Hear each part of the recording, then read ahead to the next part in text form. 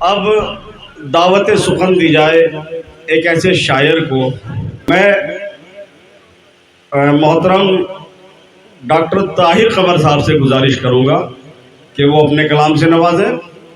Doctor Tahir Qamar صاحب جو کہ بہترین شاعر ہیں، بہترین صحافی ہیں اور بہترین انسان بھی ہیں. میرا پور سے جن کا تعلق ہے، بہت اچھا شعر کہتے بھی ہیں اور بہت اچھا شعر پڑھتے بھی ہیں. میں آپ سے گزارش گزار ہوں کہ تالیوں کی گونج میں ان کا استقبال کریں. ڈاکٹر طاہر قمر میرا پوری سنیں گے.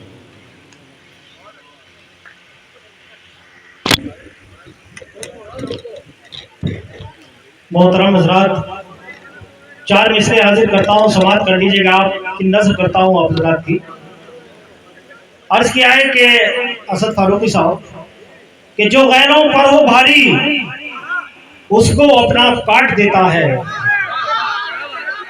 جو غیروں پر ہو بھاری اس کو اپنا کاٹ دیتا ہے. حقیقت یہ ہے کہ لوہے کو لوہا کاٹ دیتا ہے. حقیقت یہ ہے کہ لوہے کو لوہا کاٹ دیتا ہے. اور شعر سنیے گا، خاص طور سے حاضر کرتا ہوں کہ ہماری نسل نو پر مغربی تہذیب حاوی ہے. ہماری نسل نو پر مغربی تہذیب حاوی ہے.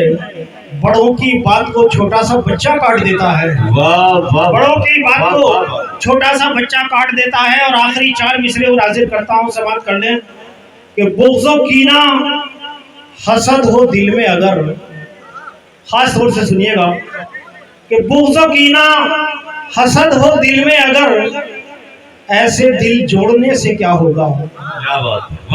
بغض و کینہ حسد ہو دل میں اگر، ایسے دل جوڑنے سے کیا ہوگا. وہ گرد چہرے کی اپنے صاف کرو، آئینہ توڑنے سے کیا ہوگا. گرد چہرے کی اپنے صاف کرو، آئینہ توڑنے سے کیا ہوگا. بہت بہت شکریہ.